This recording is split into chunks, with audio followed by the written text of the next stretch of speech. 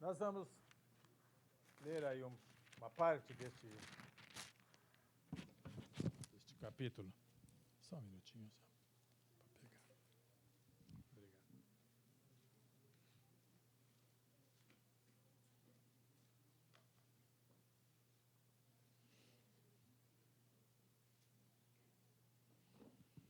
Aqui, antes de ler, deixa eu falar um pouquinho sobre o quadro, o que estava acontecendo, o cenário da época. Havia um povo chamado filisteu. Este povo filisteu detestava o povo de Deus, os israelitas.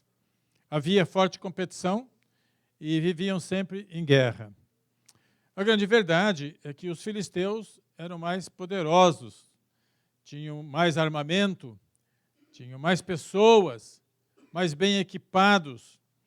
E os filisteus eram basicamente 5 cidades fortes que na época de guerra se juntavam todos para fazer a guerra juntos.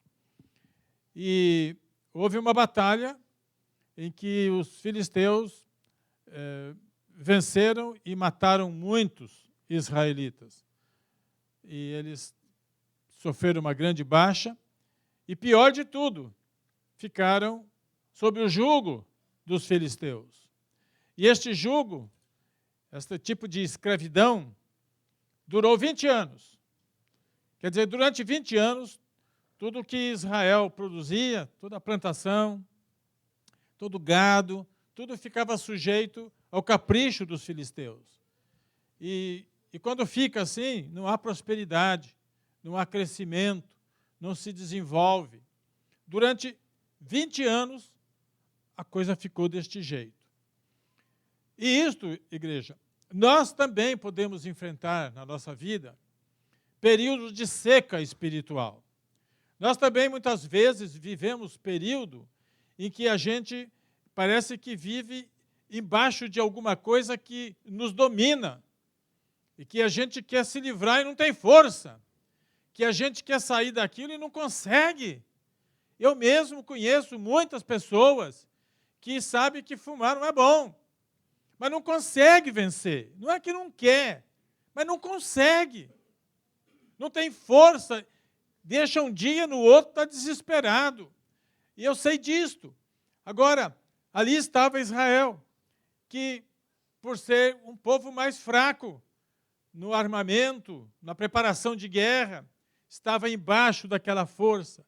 Então, nós aprendemos com o que foi escrito no Velho Testamento.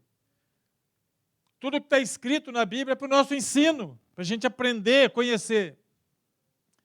E aí, muitas vezes, nós ficamos também com a nossa vida em alguma área, em algum ponto, embaixo de uma servidão que a gente não quer, mas que a gente não consegue também se livrar. E aí o que aconteceu foi que Deus levantou um homem ali chamado Samuel. Samuel foi chamado desde pequeno, ele era muito jovem ainda, quando Deus o chamou e pela primeira vez falou com ele. E Deus falou com ele não apenas na voz, mas visivelmente, cara a cara com ele.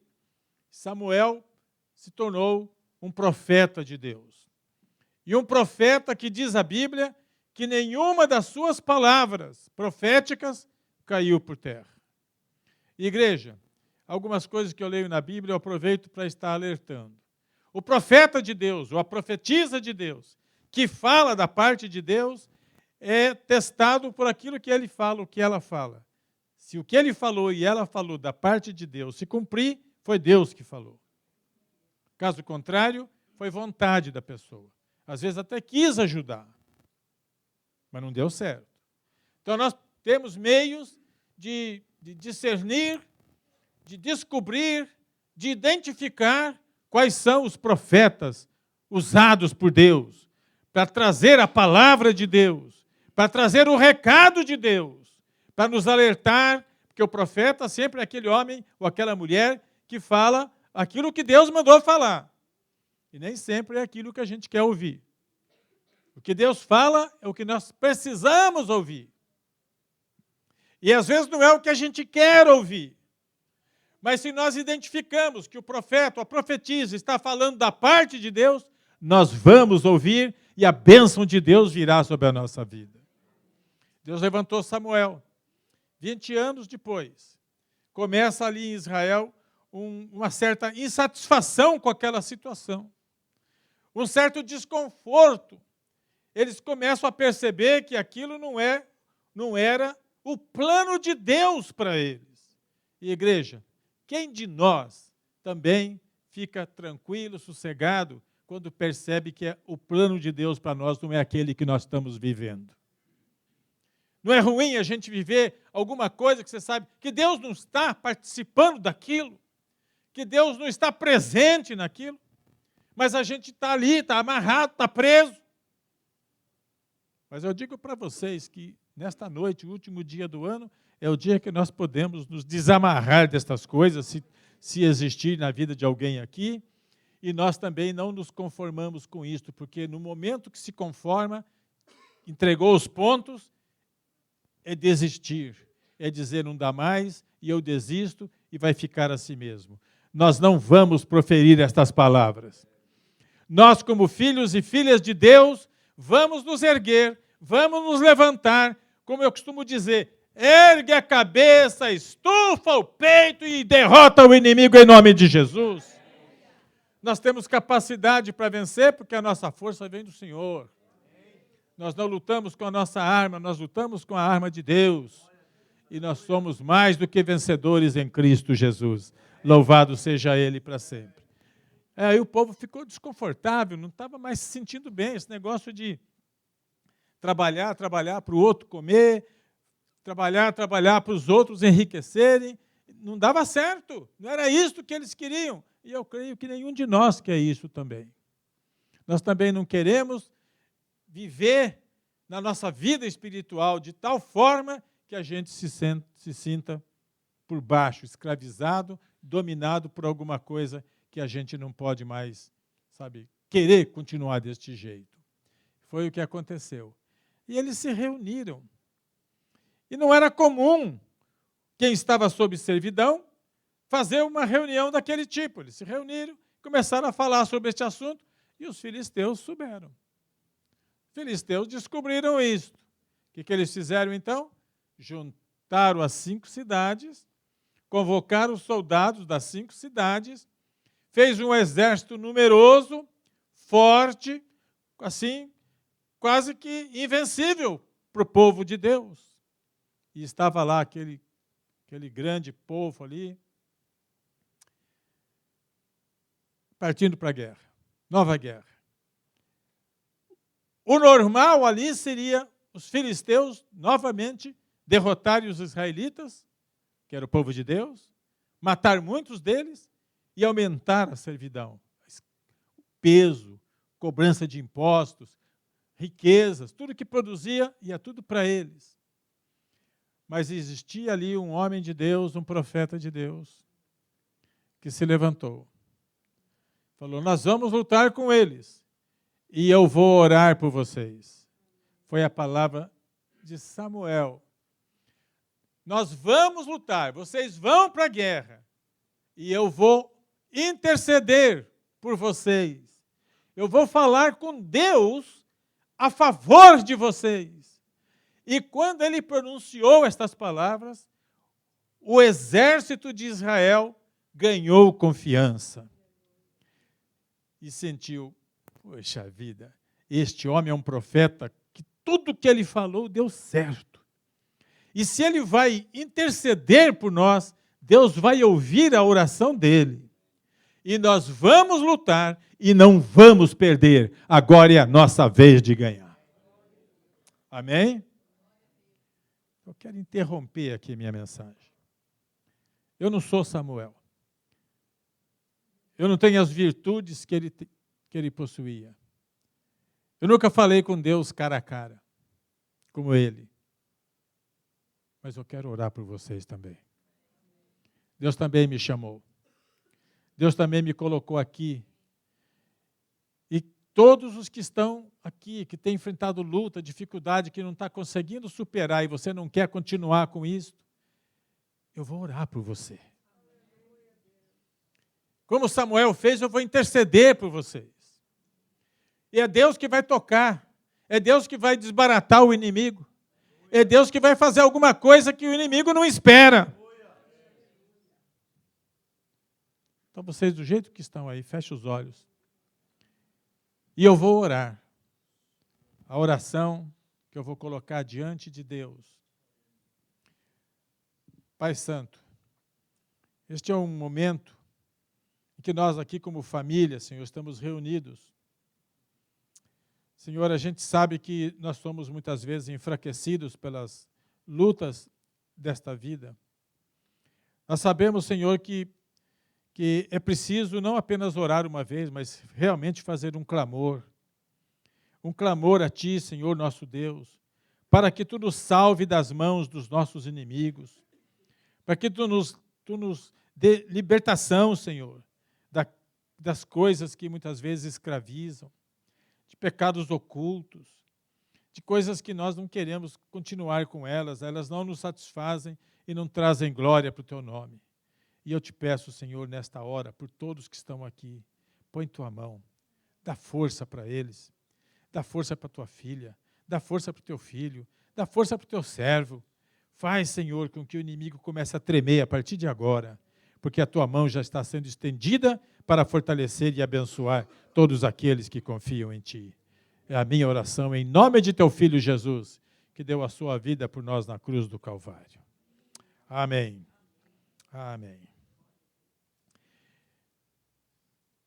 E Samuel intercedeu e clamou pelo povo. E o povo foi para a luta. E o exército do inimigo sofreu uma grande derrota. E uma derrota em que não foram os soldados que venceram. Foi a própria ação de Deus direto, criando alguma coisa que confundiu os filisteus. E os filisteus saíram em disparada e o povo de Deus saiu atrás só para ir exterminando com o inimigo. E quando isso aconteceu, depois desta grande vitória, depois deste grande triunfo, Samuel fez uma coisa que foi diferente. Ninguém tinha feito isto antes daquela maneira. O que ele fez foi o seguinte. Posso pegar essa caixa aqui?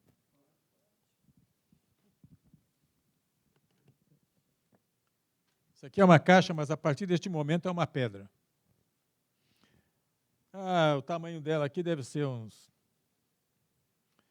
60 centímetros por 30, mas a partir de agora vai ser de 2 metros, de comprimento assim, por meio metro de largura, pesada.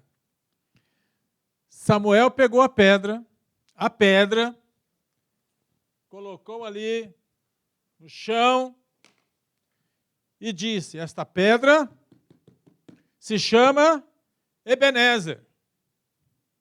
Deu o nome para a pedra. E como ele deu o nome para a pedra chamada Ebenezer, e o significado da palavra Ebenezer é o seguinte, até aqui nos ajudou o Senhor. Então diga comigo, Ebenezer. É uma palavra lá deles, de outro idioma, que tem um significado para nós. Até aqui nos ajudou o Senhor. E isso que eles entendiam, quando colocou e falou, esta pedra se chama Ebenezer, deu nome para a pedra. Do mesmo jeito que dá nome para cachorro, gato, não é isso? Quando você tem gato, cachorro, você não dá o nome para eles? Samuel acho que não tinha gato nem cachorro, mas tinha uma pedra. Colocou a pedra naquele lugar e falou, aqui, esta pedra se chama Ebenezer. E a pedra foi colocada naquele lugar. Para quê? Toda vez que o israelita passasse por ali, ele ia ver aquela pedra e ia se lembrar do grande livramento que Deus deu para o povo dele. Era um marco, ficou como uma história, ficou ali registrado que Deus ajuda quem confia nele, que Deus dá libertação para quem confia nele, que Deus dá força para quem confia nele, que Deus age sobre maneira milagrosamente para dar libertação para o seu povo. Cada vez que alguém olhava para aquela pedra, lembrava, Ebenezer, Até aqui nos ajudou o Senhor. O efeito foi tão grande que aquele lugar também se chamou Ebenezer. Minha palavra para vocês. Ponha uma pedra também para você lembrar das grandes coisas que Deus tem feito na sua vida. Crie alguma coisa que quando você olhar para ela, quando você ver aquilo, você vai falar, até aqui me ajudou meu Senhor. E aí você vai lembrar de todas aquelas bênçãos que Deus está concedendo para você. Quem sabe você vai fazer que nem eu, começar a escrever lá no seu computador o seu dia a dia e vai colocando as bênçãos de cada dia. E quando você abrir o computador e ler aquilo, você fala, aqui é o meu Ebenezer. Aqui eu estou lembrando de que Deus fez para mim. Deus me deu saúde, Deus me deu força. Eu não estou ficando velho, eu estou ficando novo há muito tempo. É isso, dona Marlene? É assim que nós somos, né? A igreja aqui não tem velho. É Ebenezer, Deus está nos ajudando. Deus está nos dando saúde. Deus está nos dando força. Deus está mantendo acesa a nossa fé. Nós caminhamos e não nos desviamos. Nós caminhamos rumos para Nova Jerusalém, que foi tocada aqui agora. Uma cidade santa nos espera e nós vamos para lá. E nesse 31 de dezembro, é até uma data oportuna para a gente assumir compromissos com Deus. Sabe? E colocar uma pedrinha para não esquecer do compromisso que a gente faz com Deus no dia 31. E às vezes a gente lembra só até o dia 10 de janeiro. E logo esquece. Vamos fazer um compromisso e ter este Ebenezer na nossa vida. Guardar, lembrar e continuar mantendo nossos compromissos, nossos votos com Deus. Faça votos espirituais. Não faça só aqueles que trazem bem-estar para você. Nós precisamos. Nós precisamos de dinheiro, nós precisamos de saúde, nós precisamos de um carro bom, nós precisamos de um lugar confortável. Nós precisamos. Também podemos pedir isso. Não é errado, não é pecado. Mas não é só isso, gente. Nós temos também que pedir para Deus, que Salomão pediu, me dá sabedoria. Ouro e prata ficam por aqui, mas sabedoria vai acompanhar a gente pelo resto da vida. Pede para Deus que Ele use o amor que Ele pôs no nosso coração para amar os outros. Pede para Deus para você ser um mestre na palavra. Pede para Deus para você voltar a falar em línguas. Pede para Deus para você profetizar. Pede para Deus para você evangelizar. Pede para Deus para você cuidar dos mais fracos na fé. E Deus vai fazer de você um soldado, uma soldada de valor, valente, mais do que vencedor em Cristo Jesus. Se você recebeu essa palavra, aplauda o Senhor, levanta a sua mão, glorifica Ele de todo o seu coração, porque o Senhor está conosco e a sua presença está entre nós poderosamente. Louvado seja Ele para sempre. Amém? Graças a Deus. Estamos chegando aí já na meia-noite aqui para nós, não é? Porque esse negócio de fuso horário, cada lugar, não é? Tem países aí que já está no meio-dia aí.